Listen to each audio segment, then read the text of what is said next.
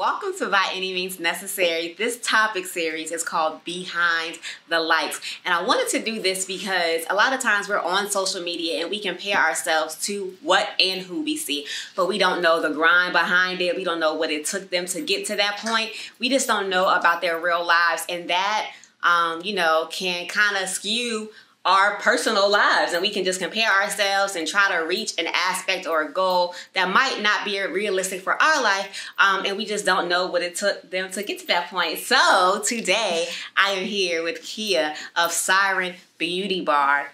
Welcome.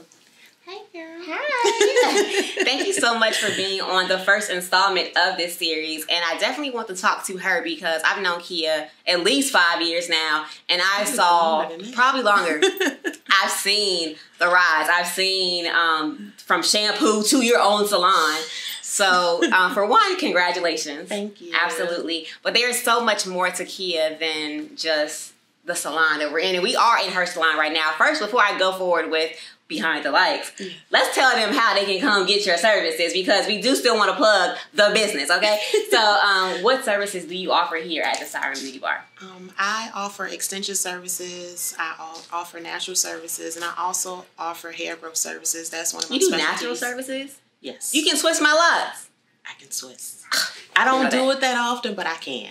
Okay, cool. I'm more so like good to know. Yeah. Okay. Natural hair. I love natural hair. So actually. not just hair, you also sell products as well. You have your own flat irons, oils, my growth serum, all of that. And I also sell hair. Don't be modest though. Like, that's dope. You are a black woman out here doing it, and you are not just resting on just one thing. You are getting those multiple streams of income. Yes, so I think that's what's up. That's dope. So let's talk about just the journey and what you're doing besides hair, because we see, again, Hair by Kia G. We look on Facebook and we look on Instagram and we see all the likes and we see all the people coming in and out of the salon, but you're more than just that. So you are a mom. Yes. Yes. Tell me about your kids. I have 2 boys. They are 5 and 11. My oldest is my calm, relaxed baby. And then, of course, you have to have a turn-up kid. Turn up? Yes. That's a 5-year-old, but they're sweet. I love them. They have a great relationship. Right now, they're with their father. I actually let them stay with their father this school year. Okay. So they're actually in Georgia. I miss them a lot, but they're great boys. Yeah, that's what's up. And that's dope too, because it is important for them to have both of you guys in their lives. So kudos to you for that. Aruba, you guys went to Aruba this year. Yes. Right. So again, we see the trips and we see the passport stamping, but again, that took saving. That took all of these things. So let's talk about how you got to have your own salon. What types of things did you have to do to prepare to be able to have this? And was it an easy thing for you to just be like, I want my own salon, I'm buying it? Honestly, it was building my brand over the years, working hard, kind of growing clientele to make sure. And did you have a marketing specialist, or were you everything? Were you your marketer? I was my marketer. Right. I probably have about 14 social media pages that I run myself. And I just kind of built off of that. So it was mostly just me trying to get myself out there and get my name and just building my clientele and word of mouth. And I think that's the biggest part of my business is word of mouth and social media.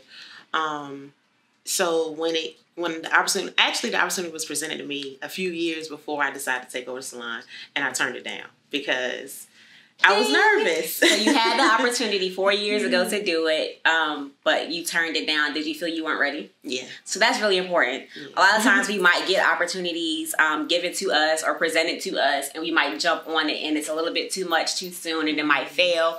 But you had the presence of mind to know that not yet. Yeah. Soon, but not yet. Yeah. Was that hard for you? Yeah, it was, because I wanted it, but I was just kind of like, no, it's not right. I know it's not right. I knew I financially wasn't ready to do it, and I knew I wasn't in the right mindset to do it at that moment. So I just was kind of like, no, I'll wait. I was okay with paying booth rent. Yeah, right. You mentioned that you grew your You grew your You grew your brand through social media and word of mouth. So of course, when you were new, it wasn't overnight. Now everybody knows you. Now I have one post and I get 1,000+ likes per post. How did you deal with the, I'm going to use disappointment of not initially, having that word of mouth, and how did you deal with that and people not knowing who you were right away? You knew your talent, you knew what you brought to the table, but people, they right away when you first come out, they don't know. So how did you deal with that? It was frustrating. I'm not gonna lie. I probably quit.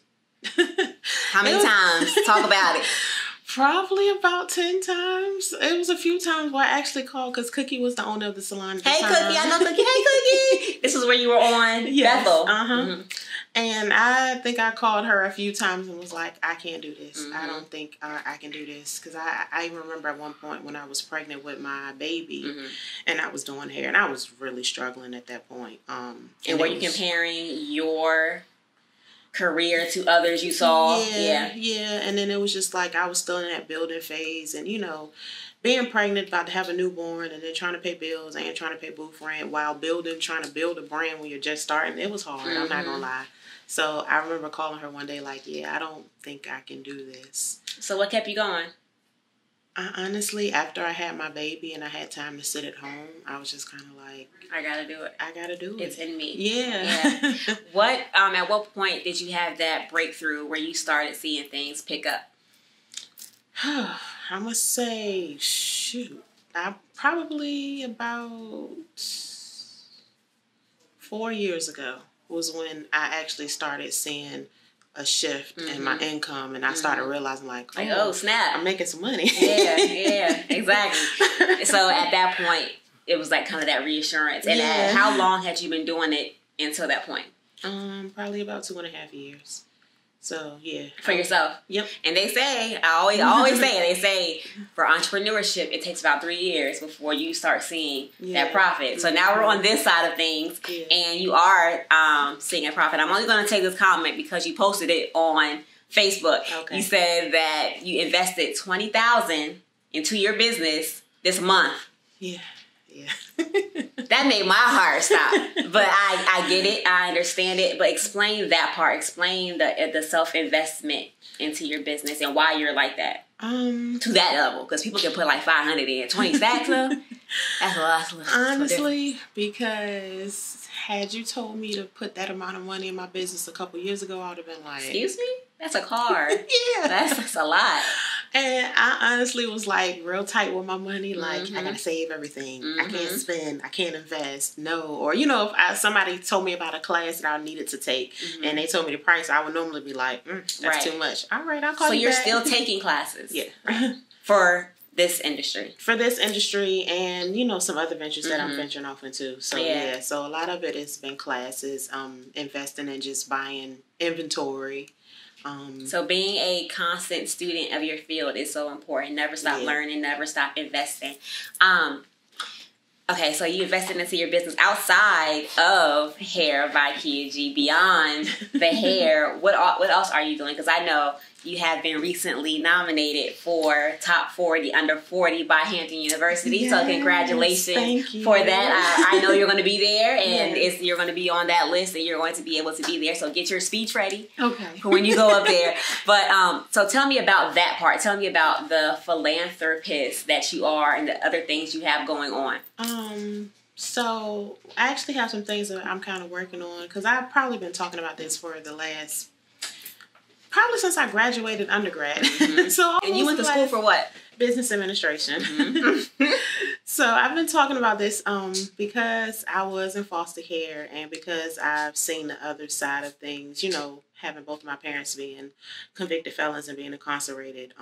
I've always wanted to help children. That's always been my passion, just because I've lived in a house with foster brothers and sisters that have struggled, that have been through sexual abuse, physical abuse, so you see it from a different angle. Right. And being in that environment, I always just said I wanted to give back. So, each one teach one. Yeah. So me and my cousin are actually putting something together where we're going to work on doing makeovers for young ladies, to help them build their self-esteem. That's dope. Yeah. And one of my goals for this year is to actually get my nonprofit up One and thing running. you will do this year is get your nonprofit up and running. Yes. Get my and will nonprofit. it be in that same realm of giving back to children? Yes, it will. It'll be more so mentoring, tapping into different talents as far as arts, engineering, math. What? Yeah. That's amazing. Yeah, that's something I've been talking about this for years. I just never, before it was like I didn't have the money to put into it. So now it's like, okay, I got some money to put into it. I can actually do it. So wow. that's something and I I'm really want to do. a firm believer in karma and just what you put out there comes back, and you are just constantly giving and it's constantly coming back to you. And just thank you from a parent, as a Black woman, as somebody. You are definitely an inspiration to me. I always tell you, just seeing the progress and seeing and not only I appreciate that you do post the financial the responsibilities that you have and the things that you're doing to secure your future and your children's future.